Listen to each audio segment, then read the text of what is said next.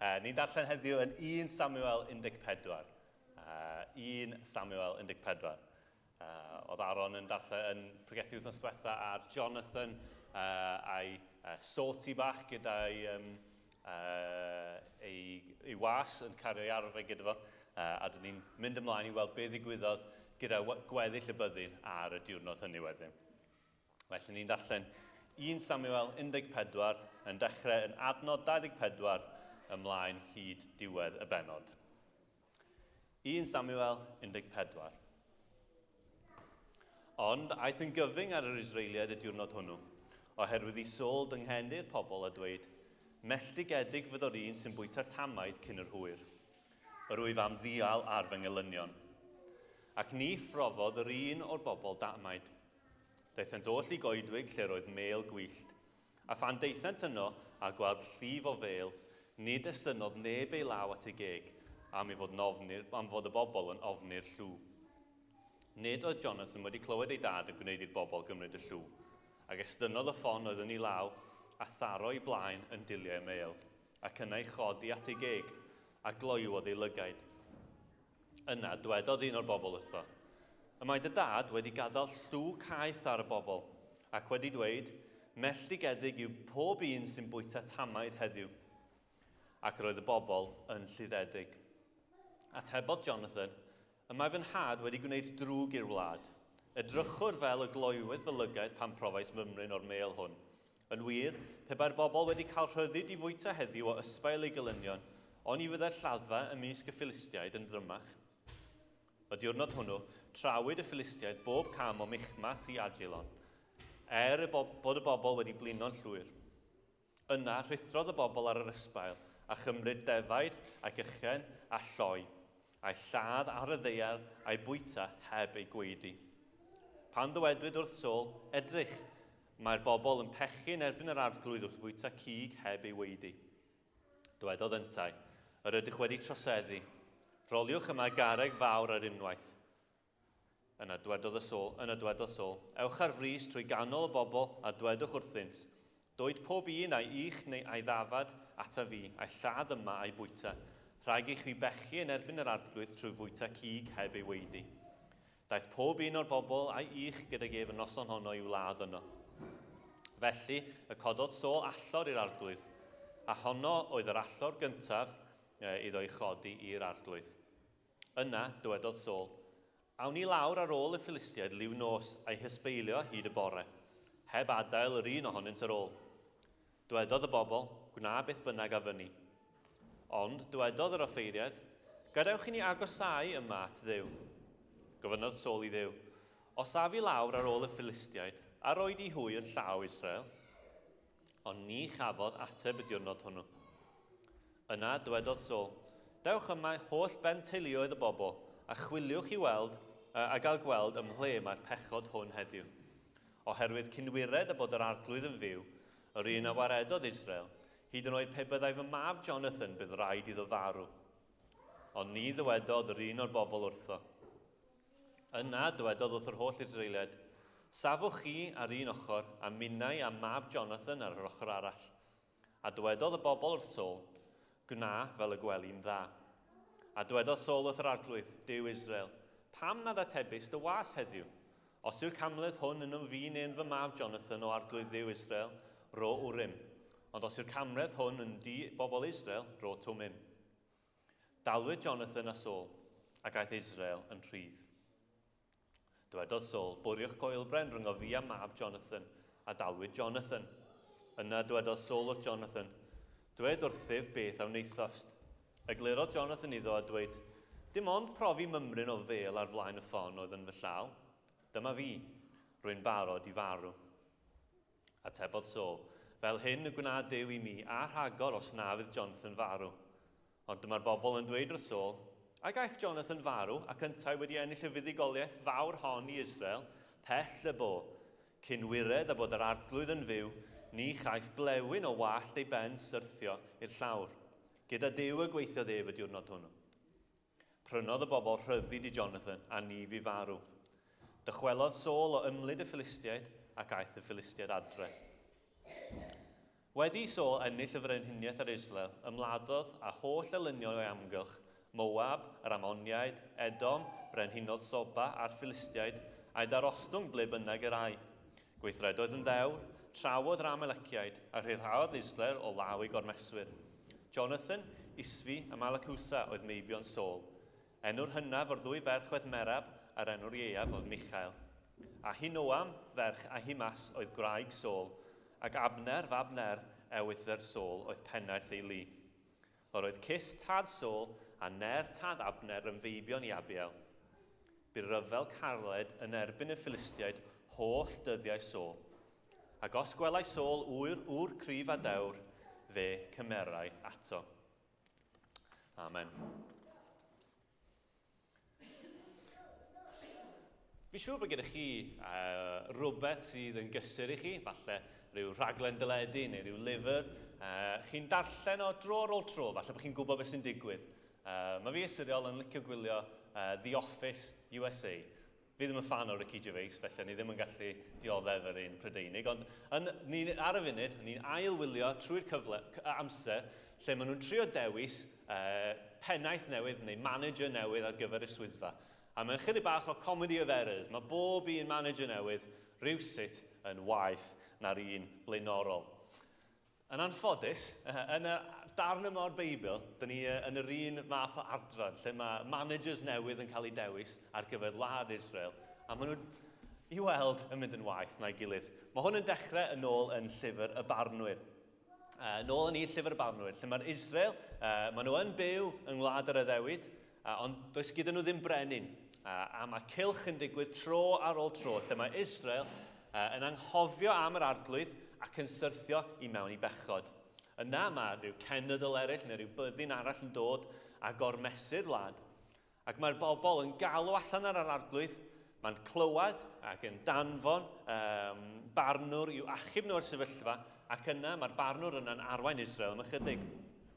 A mae hyn yn digwydd tro ar ôl tro, a y darlun sydd yn ymhen i ydi dŵr yn mynd lawr y plwg. Mae'n mynd yn waith ac tro ar ôl tro, wrth i'r lefel y dŵr mynd yn waith. Mae'r sefyllfa yn Israel ac yn llyfr y Barnwyr yn mynd yn waith ac yn dywyllach. Ac ar ddiwedd y llyfr, mae'r awdur yn dweud, yn y dyddiau hynny, nid oedd brenin ar Israel. Yr oedd y pobl yn gwneud yr hyn oedd yn iawn yn ei olwg ei hun. Na ddweud hynny eto. Yn y dyddiau hynny, nid oedd brenin ar Israel. Yr oedd y pobl oedd yn gwneud hyn oedd yn iawn yn ei olwg ei hun. Fast forward ychydig o flynyddoedd, a mae'r bobl yn dweud yn 1 Samuel 8, wrth Samuel, y barnwr presennol gyda nhw, yr wyt ti'n mynd yn hen. Oh, very nice. Ro i ni nawr frenin i'n barnu, yr un fath ar holl genhedloedd. A mae Duw yn dweud wrthyn nhw, oce, os ydych chi'n siŵr na dyna beth ydych chi eisiau. Ac yn gweddill y benod, mae Duw yn rhoi rhestr o rybuddion yn dweud, dyma beth sydd i ddisgwyl i chi os ydych chi'n cael brenin. Byddent yn cymryd eich meibion a'ch merched i weithio, i frwydro ac fel gwragedd. Byddent yn cymryd llafurwyr a cymryd eich arian a'ch eiddo chi. Ydych chi'n siŵr na dyma beth ydych chi eisiau? Mae'r bobl yn dweud, na, mae'n rhaid i ni gael brenin i fod yr un fath ar holl genhedloedd. I gael brenin i'n barnu, yn harwain i rhyfel ac i ymladd ein brwydr. Oce, os na dyna beth ydych chi eisiau, mae Duw yn mynd i roi, a dyma nhw, mae Duw yn rhoi Saul iddyn nhw. Fel oedd Aaron yn sôn, sawl wythnos yn ôl, mae Duw yn ei rast, mae'n rhoi brenin oedd yn edrych fel yr union beth oedd nhw eisiau. Brenin tal a golygus, pen ag ysgwyddau yn dalach na neb o'i gwmpas. Ond mae Saul yn mynd ati i edrych fel brenin. Mae'n gwneud yr hyn mae brenin i fod i wneud. Sylwch ar adnod olaf ein darlleniad ni. Bu rhyfel caled yn erbyn y Philistiaid holl dyddiau oes. Wel, dyna be oedden nhw eisiau. Oedden nhw eisiau brenin i'w arwain nhw mewn i'r brwydr. Ac os gwelai Saul w'r cryf a dewr, fe cymerau ato. Mae Saul yn gwneud, mae wedi gweld rhywun, mae'n cymryd o i ffwrdd o'i deulu, i ffwrdd o'i wlad i fod yn rhan o'r fyddin. Dyna beth mae brenin yn wneud, be ydych chi'n disgwyl. Ydych chi'n cael unrhyw buyer's regret eto, ydych chi eisiau newid eich meddwl am cael brenin? Wel, fi'n siŵr byddai'r penod yma yn siŵr o wneud hynny i chi. Mae yna 4 person yn ein tŷ ni. A pan dyn ni'n trio gadael y tŷ, mae yna rei pethau angen i cwblhau. Mae pawb angen cael brecwast, angen gwisgo dillad, rhoi sgidiau a cot ymlaen amser hyn y flwyddyn. A rwan yn ni allan o'r drws. Mae gyda ni gyd yr un anel i adael y tŷ gyda'n gilydd. Ond, wrth fi gerdded allan o'r drws, yn aml, mae bocs o teganau yn cael ei tipio dros y llawr. Neu mae cwpan o lefrith yn cael ei tipio. Neu mae rhywun yn penderfynu, dyn nhw ddim yn licio'r dillad maen nhw'n gwisgo a maen nhw'n tynnu nhw i gyd i ffwrdd, back to square one. Ond da ni, fel arfer, yn llwyddo i adael y tŷ. Mae hyn yn berffaith normal, yn frustrating i blant o dan 5 i wneud. Ond byddwch chi'n poeni ychydig bach os taw fi oedd yr un oedd yn tipio'r jigsaw ar y llawr. Neu fi oedd yr un, just cyn gadael y drws, bod fi'n tynnu sgidiau sanau, mynd o na, dwi ddim eisiau gwisgo hyn, a nôl â ni. A bod rhaid i pawb arall brwydro i gael fi allan o'r tŷ. Ond yn ein adnod na ni heddiw, mae rhywbeth tebyg yn digwydd. Mae Israel yn ennill y frwydr, ond yr argraff dyn ni'n cael o'r darlleniad ydy bod hyn yn digwydd in spite of Saul, nid because of Saul. Saul ydy'r un sydd yn tipio'r jigsaw ar y llawr. Saul ydy'r un sy'n tynnu sgidiau i ffwrdd pan mae pawb yn barod i frwydro. A Saul yw'r un sydd yn penderfynu aros i fyny trwy'r nos pan mae pawb arall eisiau mynd i gysgu. Mae'n dweud yn ein adnod cyntaf ni, aeth yn gyfyng i'r Israeliad y diwrnod hwnnw, oherwydd i Saul. Oherwydd i Saul, because of Saul. Come on! Ti yw'r brenin, ti sydd fod yn arwain y bobl i'r fuddugoliaeth. Nid gweithio yn ei herbyn nhw. Da ni'n gweld bob cam, mae o'n tynnu groes i'r pwrpas cyffredin sydd ganddyn nhw, ac yn gwneud popeth llawer anoddach na mae angen bod. Maen nhw'n mynd i mewn i'r frwydr yn erbyn y Philistiaid, and I quote, yr oedd môr niferus a thywod. Ond mae yna lot ohonyn nhw. Mae prinder ofnadwy ar arfau. Mae'n dweud na dim ond Saul a Jonathan oedd gyda cleddyf ar ei dwylo. A mae Saul yn penderfynu clymu dwylo ei filwyr tu ôl ei cefnau a wrth tyngu llw yn dweud, gewch chi ddim bwyta nes i'r haul fachlyd. Dwi'n cyd-ymdeimlo efo'r fyddin yn fan hyn, dria. Yn fy ngwaith i, mae yna unofficial break, te deg, a ni'n stopio i cael paned a rhywbeth bach i fwyta. Ac os dwi ddim yn cael y break yma, erbyn 11 o gloch, dwi'n gwybod amdano fo. Mae'n stumog i'n dechrau mynd, dwi'n dechrau teimlo'n wan, dwi'n stopio canolbwyntio'r un mor dda a be dwi'n neud, a dwi'n colli motivation, mae rhaid i fi wneud. A mae hwnna just yn fi'n mynd heb snack am 10 o'r gloch. Drian, meddyliwch am y pobl yma, maen nhw mewn byddin. Maen nhw'n brwydro am eu bywydau, tynged eu cenedl, yn erbyn niferoedd aruthrol tu hwnt sy'n dychymyg ni, a maen nhw'n gofyn wneud o heb fwyd. Mae hyn yn ridiculous. Who can work under these sorts of conditions? Sut fath o frenin byddai'n gwneud y fath beth? A mae Jonathan, mab Saul, yn cydnabod pa mor hurt yw hwn. Yn adnod 30, mae'n dweud, yn wir, pe byddai'r pobl wedi cael rhyddid i fwyta heddiw o ysbail ei gylynion, fyddai'r lladdfa ymysg y Philistiaid yn drymach. Dyna ni'n gweld reit o'r dechrau bod popeth yn mynd yn gyfyng ar yr Israeliad hwnnw, ar yr Israeliad y dydd hwnnw. Byddai'r fuddugoliaeth yn erbyn y Philistiaid wedi gallu bod llawer yn well a llawer yn glyfach. Efallai, dyma oedd y diwrnod byddai gallai fod wedi newid llif y frwydr am byth. Ond oherwydd fod Saul yn methu, yn adnod ola mae'n dweud bydd rhyfel caled yn erbyn y Philistiaid holl ddyddiau Saul.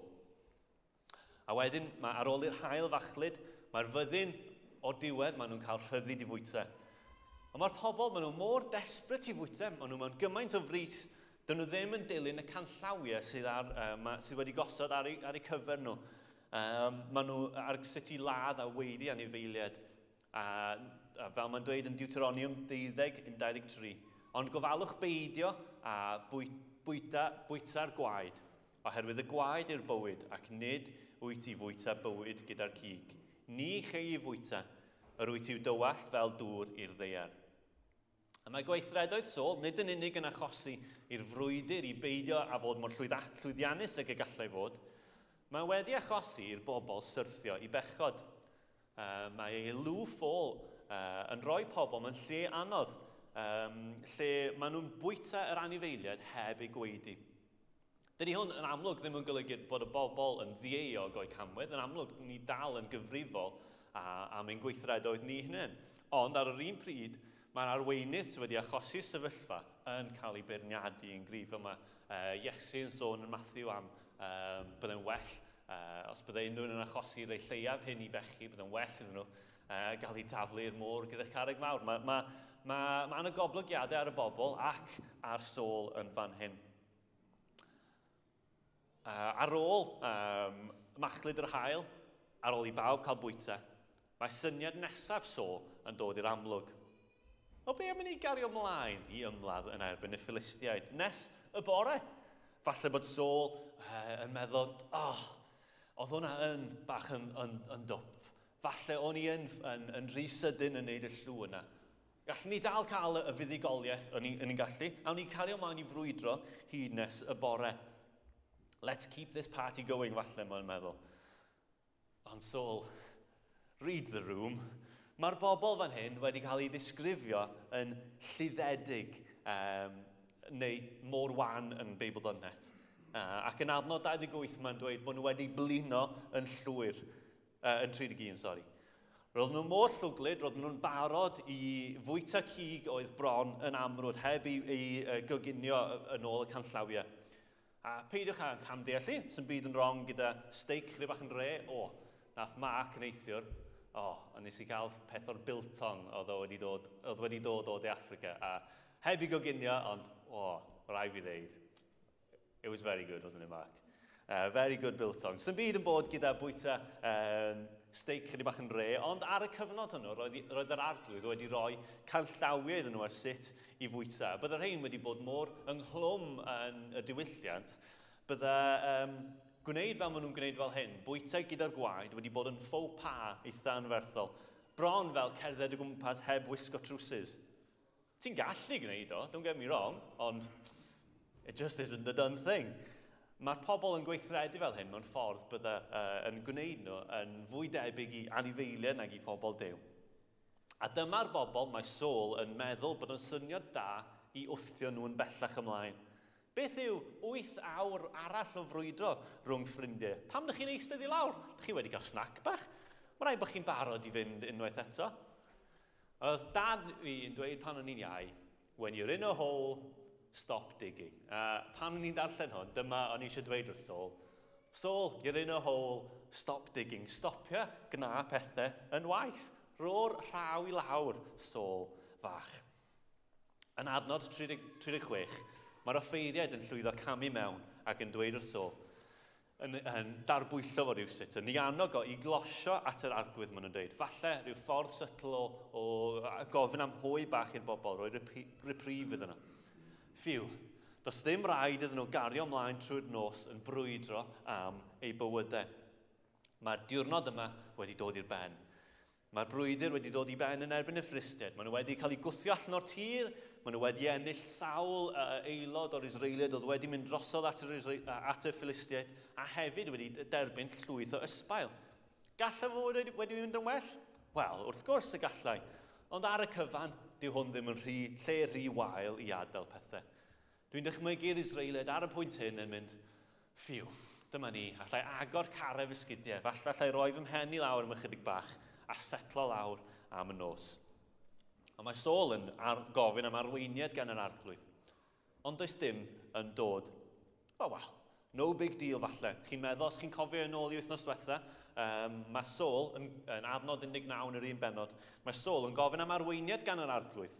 Ond cyn bod yr ateb yn dod, mae Saul yn dweud wrth yr offeiriad, stop, ni'n gwybod be ni'n mynd i wneud, nawn ni wneud hyn. Felly mae'n amlwg bod Saul ddim yn rhoi gymaint o stoc yn y dull hwn o ceisio'r arglwydd.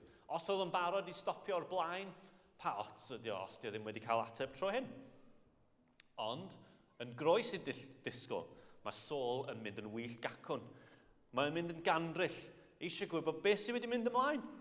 Mae'n penderfynu bod pechod rhywun wedi atal yr ateb hynod bwysig yma ac yn cyhoeddi fod rhaid i rhywun farw am yr affront yma. Hyd yn oed petai fy mab Jonathan, bydd rhaid iddo farw. Yn ei flashback bach, yn gynharach yn y dydd, roedd Jonathan a rhai o'r milwyr yn mynd trwy goedwig a roedd yn llawn diliau mewn, llawn honeycomb, crunchies falle. Not my cup of tea, ddim fy hoff sweets, ond dychmygwch ffindio crunchy pan chi heb cael ddim byd i fwyta trwy dydd, neu darn mawr o feil, hyfryd. A mae Jonathan yn gweld ei gyfle, mae'n cael llond ceg o mêl, a mae'n ei adfywio fo'n llwyr, fel mae unrhyw tedeg da yn ei wneud. A mae milwyr sydd efo yn dweud, gyda llaw, nath dy dad i wneud llw, oedd yn dweud bod neb i fod i fwyta ar y diwrnod hwnnw. Ond oedd Jonathan ddim yno pan gafodd y llw yn wneud. Os chi'n cofio, roedd o wedi mynd gyda ei was, wedi mynd dros y mynydd i frwydro ar ben ei hun. Y ddau yn nhw yn erbyn outpost cyfan ben ei hun.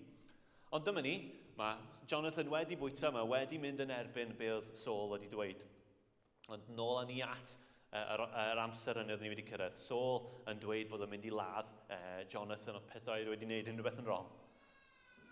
Allai chi ddychmygu pa mor awkward bydda hwn. Allwn ni deimlo'r tensiwn, dwi'n meddwl, trwy'r darlleniad. Mae pawb fel petai nhw'n gwybod beth sydd wedi digwydd. Pawb oni bai am Saul. A mae nhw'n rhy ofnus i dweud wrtho fo beth sydd wedi mynd ymlaen. Mae Saul wedyn yn cael yr wmym a'r twrym. Y ffordd mae Duw wedi rhoi yr offeiriad er mwyn deall ei wyllus. Mae'n dangos yn fan hyn, os mae'n dangos un peth, hyn yw y wyllus yr arglwydd. Os mae'n dangos fel arall yw ateb yr arglwydd. Mae pawb yn gwybod beth sydd wedi digwydd, beth sy'n mynd yn ei flaen, ond does neb eisiau dweud unrhyw beth. Mae'r wmym a'r twrym yn cael ei taflu. Mae'n andros o tens. Mae pawb yn gwybod beth sydd wedi digwydd, ond neb yn gwybod beth bydd yn mynd yn ei flaen. Mae'r ateb yn dod yn ôl. Mae'n dangos fod yr eogrwydd rhwng Saul a Jonathan. Gyda ail rownd o taflu coel brennau, mae hanes y cyfan yn dod i'r golwg. Sefyllfa anodd dwi erioed wedi ffindio fy hun ynddi. Mae Saul wedi cyhoeddi bod yn bwriadu lladd ei fab os petai bai yn y fo. Ond wedi clywed y stori yn ei gyflawnder, ac wrth ystyried yr hyn ddigwyddodd yn y bore, gyda Jonathan mwy na lai ennill y frwydr ar ben ei hun, siawns allai Saul feddwl am ryw ffordd allan o hyn, ryw canlyniad arall. Does dim angen iddo fo ladd Jonathan, nag oes? Gyda ychydig o perspektif, mae Saul eisiau lladd ei fab am iddo dorri llw oedd yn hollol ffôl ac afresymol nath achosi difrod i'r wlad, ac oedd o ddim yn gwybod amdano fo, dim ond trwy iddo gymryd llond ceg o feil. Mae Saul yn ddofn yn y twll. Beth mae'n mynd i wneud? Wel, wrth gwrs, mae'n rhoi yr rhaw yn ddyfnach mewn i'r pridd. He's not going to stop digging. Mae'n mynd i gario ymlaen. Mae'n cyhoeddi llw arall. Mae'n galw ar Dduw i ladd ei hun petai ddim yn dilyn trwyodd ar y dau llw mae wedi wneud yn barod. A mae hyn yn arwain ni at llwon Saul.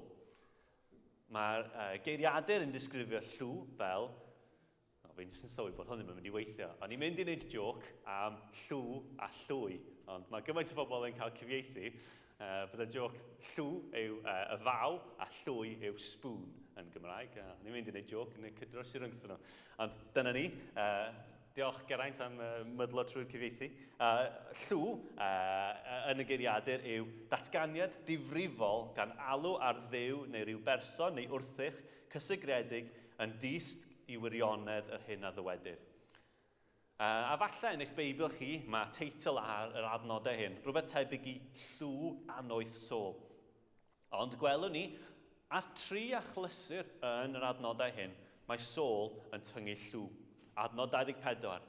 Melltigedig fyddo'r un sy'n bwyta tamaid cyn yr hwyr. Adnod 39. Cynwired a bod yr arglwydd yn fyw, yr un a waredodd Israel, hyd yn oed pe bai fy mab Jonathan bydd rhaid iddo farw. Ac yn olaf adnod 44. Tair gwaith mewn 28 adnod, mae Saul yn defnyddio rhai o'r geiriau cryfaf y gallet i wneud. Mae e'n pwyso ar awdurdod yr arglwydd mwyn cadarnhau ei eiriau. Pwrpas llw yw ychwanegu grym i'ch geiriau chi. Mae Saul yn dangos fod yn cymryd problem tawelwch yr arglwydd o ddifri. Efallai bod yn gorfod gwneud hyn achos bod yn tybio fod ei eiriau fo ei hun wedi colli pŵer. Enghraifft, os byddwn ni'n dweud mewn sgwrs i chi, i fod yn onest gyda chi, fel y fel. Mae hwn i fod i dynnu sylw at y geiriau nesaf sy'n dod o'm ceg i. Gallwch chi gredu'r peth dwi'n dweud nesaf. Ond, y cwestiwn sy'n dod i'n pen ydi, be? Ti ddim wedi bod yn onest efo fi hyd hyn? Pam bod rhaid i ti ychwanegu i fod yn onest gyda ti? Falle, mae hwn wedi cael effaith tebyg ar Saul. Mae elw ono wedi lleihau grym ei eiriau. Ac os chi'n sylwi, yn ystod y darlleniad, mae'r geiriau dywedodd Saul yn dod fyny sawl gwaith. Yn ein darlleniad ni, mae treian o'r geiriau, 33% o'r geiriau sydd yn y darlleniad i gyd, yn perthyn i Saul. Mae o'n siarad non-stop. Mae dyfyniad o fy hoff llyfr, fy nghysur arall, Lord of the Rings, sy'n teimlo'n berthnasol fan hyn. There I go again. Whenever you open your big mouth, you put your foot in it, like my old gaffer used to say to me. And right enough. A dwi'n siŵr all chi deimlo y sentiment yma sydd gan y milwyr sydd o dan ei ofal. Mae diarebion 10:19 yn dweud hyn. Pam amlhau'r geiriau, nid oes ball ar dramgwyddo. Ond mae'r deallus yn ei atal. Ac yn diarebion 17, y mae'r pryn ei eiriau yn meddu gwybodaeth, a thawel ei ysbryd yw'r deallus. Tra tawar ffŵl fe hystyrir yn ddoeth, a'r un sy'n cael ei geg yn ddeallus. Beth mae hyn yn dweud wrthyn ni am Saul? Ydy o'n dod drosodd fel brenin doeth? Neu ydy o'n dod drosodd fel ffŵl sydd yn mynd i arwain ei bobl mewn i drafferth? Mae'r pobl wedi blino yn lan, ddim yn gallu mynd yn bellach, ond pob tro ti'n siarad, mae pethau yn mynd yn waeth. Please Saul, paid a dweud unrhyw beth arall. Ond fel dwi'n sôn yn barod, nid dim ond geiriau mae Saul yn lluosogi fan hyn. Mae'n amlygu ei anoethineb i bawb. Mae geiriau Saul wedi ei gwanhau, a felly mae'n credu bod yn gorfod defnyddio pethau cryfach mwyn cyflawni ei bwrpas. A mae hyn fel petai nhw'n gweithio ar y dechrau. Mae'r Israeliad yn cymryd llwon Saul o ddifri. Mae Saul yn gyhoeddi melltith ar unrhyw un fydd e'n bwyta cyn y machlud. Ac fod y gorchymyn yn un ffôl, un anoeth, sydd yn sicr o effeithio ar y frwydr, heb sôn am gynyddu teblygolrwydd bod un o'r milwyr yn mynd i farw, mae'r bobl yn ufuddhau wrth y llw yma. Mae eu cegau wedi cael hyd nes i'r haul ddiflannu. Pan mae Saul yn tyngu i ladd Jonathan, mae'r Israeliad yn delio gyda'r llw ar ei dermau ei hun. Gallen nhw fod wedi anwybyddu'r y llw, yn dweud bod o'n ffolineb yn llwyr wrth edrych ar y sefyllfa. Gallen nhw fod wedi cipio Jonathan i ffwrdd fel gallen ddim cael ei ladd, ond dydyn nhw ddim. Maen nhw'n tyngu llw eu hunain. Maen nhw yn siarad yr un mor gryf ac mae Saul wedi gwneud, cyn wired a bod yr arglwydd yn fyw. Mae'n sôn ni bydd un blewyn o wallt Jonathan yn mynd i'r llawr. Ac mae'n mynd ati i brynu bywyd Jonathan, brynu rhyddid Jonathan. Mae hyn yn golygu bod nhw wedi aberthu anifeiliaid gyfwerth a fywyd Jonathan mwyn iddo fo fod wedi marw fel petai yn ngolwg y llw hyn. Roedd Saul wedi gosod llw oedd yn melltithio unrhyw un byddai'n bwyta cyn machlud yr haul. Ac wrth droseddu, roedd Israel a Jonathan yn benodol yn disgwyl y melltith hwnnw. Ond ni wynebodd Jonathan farwolaeth. Dywedodd y bobl cynwired a bod yr arglwydd yn fyw. Ni chaiff blewyn o wallt ei ben syrthio i'r llawr. Prynodd y bobl ryddid i Jonathan a ni fu farw. Yn ein natur dynol ni, ar wahân o'r diwrth Duw, sut rydyn ni yn ein natur ni ar ôl y cwymp? Rydyn ni yn yr un ffordd yn disgwyl melltith. Mae goblygiadau i ni am fyw fel brenhinoedd a brenhinesau ein bywydau ein hunain yn gwrthod cyrnabod teyrnasiad, awdurdod a doethineb yr arglwydd trosom ni. Ac mae'r Beibl yn dweud, mae'r canlyniad yw hyn yw marwolaeth. Yn Deuteronomium 28, mae Moses yn amlinellu beth fyddai'n digwydd os byddai pobl yn dilyn y gyfraith ac os bydden nhw'n methu. Adnod 1, os byddai ti'n gwrando yn astyd ar lais yr arglwydd y Dduw ac yn gofalu cadw popeth mae'n orchymyn i ti heddiw, yna bydd yr arglwydd y Dduw yn osod yn uwch na'r holl genhedloedd i gyd.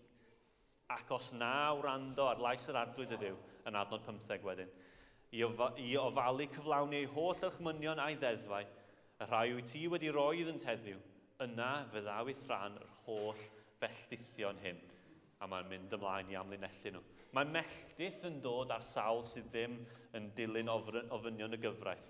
Ac felly, i fi ac i bob un ohono ni fel hyn, rydyn ni fel Jonathan wedi bwyta cyn i'r haul machlud. Ac felly, mae canlyniad y gyfraith yn glir fod melltith i ddod arno ni. Ond, moliant iddo, dyn ni'n gweld yn Galatiaid 3, bod Crist wedi prynu rhyddid ni oddi wrth felltith y gyfraith pan ddaeth, ac ein mwyn mynd yn felltith, yn wrthrych melltith. Ac mae'r cynnig arno ni i bob un i dderbyn y gwahoddiad hwnnw, i plygu glin i'n brenin ni a derbyn ei arglwyddiaeth. Gawn ni ein pero yn llwyr o holl felltith y gyfraith sydd yno. Rydyn ni gyd yn sefyll yn esgidiau Jonathan, yn aros ein dienyddiad ni, ond os dyn ni'n clywed ei lais ac yn gwrando ar yr Efengyl, mae'r newyddion da i gael. Gallwn ni hefyd clywed y geiriau hyn. Cynwired a bod yr arglwydd yn fyw, ni chaiff blewyn o wall ei ben syrthio. Prynodd Iesu rhyddid i Sam a ni fi farw. A gallwch chi roi eich enw chi mewn yn fan hyn. Pa mor hyfryd yw hwnna? Mae'n amlinellu i fi prydferthwch y Efengyl. Bod Duw yn dweud, byddo ddim yn marw. Byddwch chi ddim yn marw, pell y bo. Ac mae hyn danfon Iesu i farw yn ein lle ni. Prynodd Iesu rhyddid i. A rowch eich enw fanna. Mae'r cynnig yna ar agor i unrhyw un. Am hyfryd yw hynny. Ond nawn ni'n ôl ychydig bach i Saul. Beth yw ei effaith o ar Israel, neu ar y bobl Israel? Cofiwch chi yn llyfr y barnwyr, y darn nes i ddarllen o'r adnod olau yn y llyfr. Yn y dyddiau hynny, nid oedd brenin ar Israel. Roedd pob un yn gwneud yr hyn oedd yn ddoeth yn ei iawn yn ei olwg ei hun. A be dyn ni'n gweld fan hyn?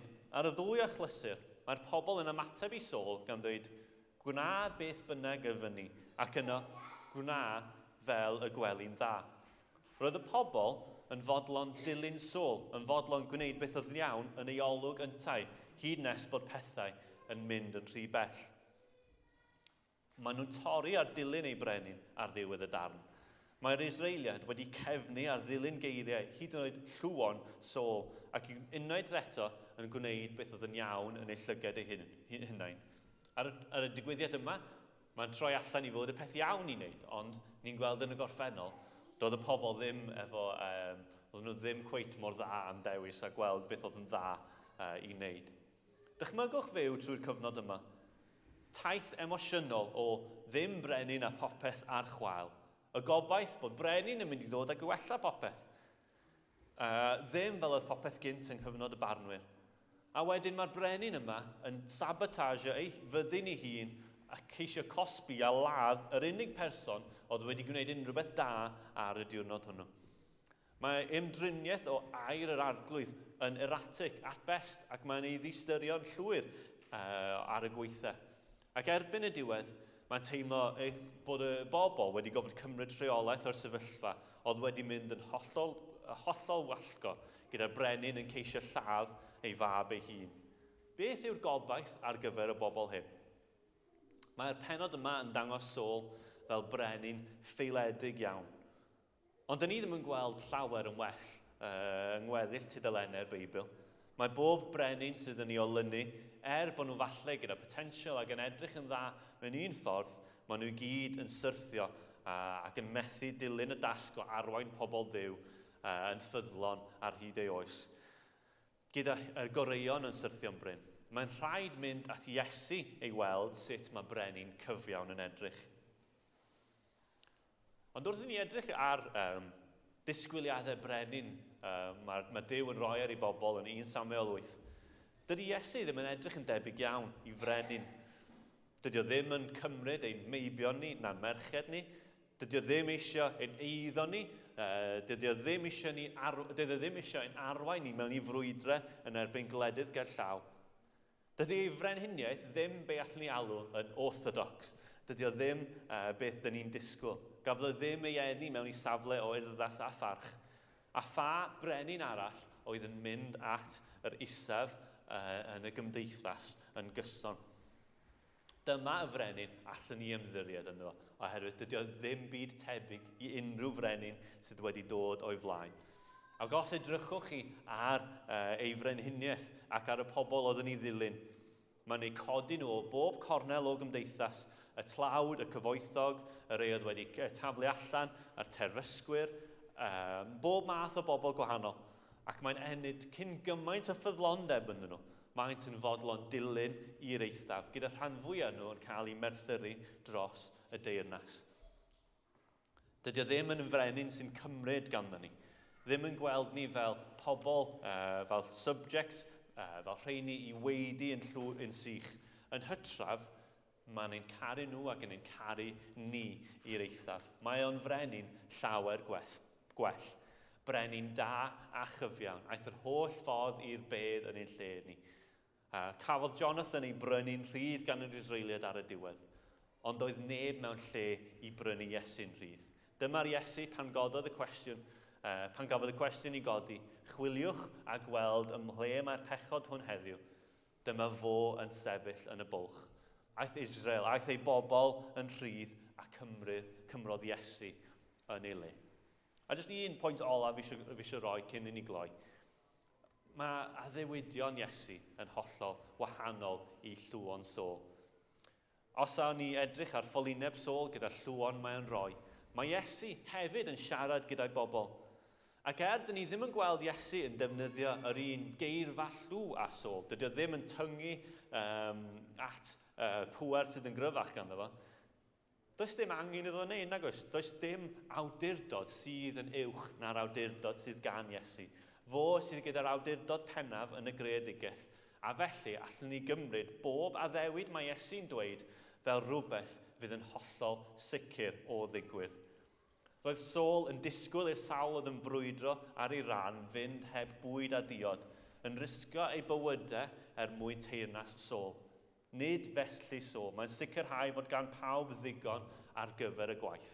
Yn Ioan 6:35, mae fi yw'r bara bywyd. Ni bydd eisiau bwyd byth ar y sawl sy'n dod at y fi, ac ni fydd syched byth ar y sawl sy'n credu yn y fi.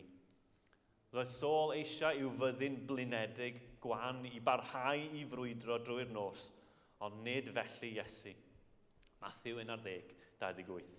Dewch at y fi, pawb sy'n blinedig ac yn lwythog, ac fe rodda fi o'r ffwysfa i chi.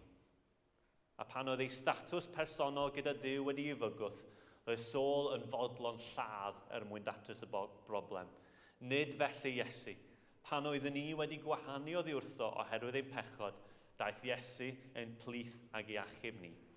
Daeth mab y dyn i geisio ag i achub y colledig. Roedd yn fodlon mynd i'r eithaf pan roedd Saul yn ceisio bywyd ei fab. Pan oedd Saul yn ceisio bywyd ei fab, dywedodd Jonathan, dyma fi rwyf yn barod i farw. A roedd yn pwyntio ymlaen at Iesu sy'n dweud, nid yw neb yn dwyn fy mywyd oddi arnaf, ond mae fi fy hun sydd yn ei roi. Dwi'n gwybod pa frenin dwi eisiau rhoi fy ffyddlondeb fi. Dwi'n gwybod y brenin dwi eisiau ymddiried a dilyn trwy gweddill fy mywyd. A dwi'n siŵr bod yr un dewis yn amlwg i chi hefyd. Na i weddio cyn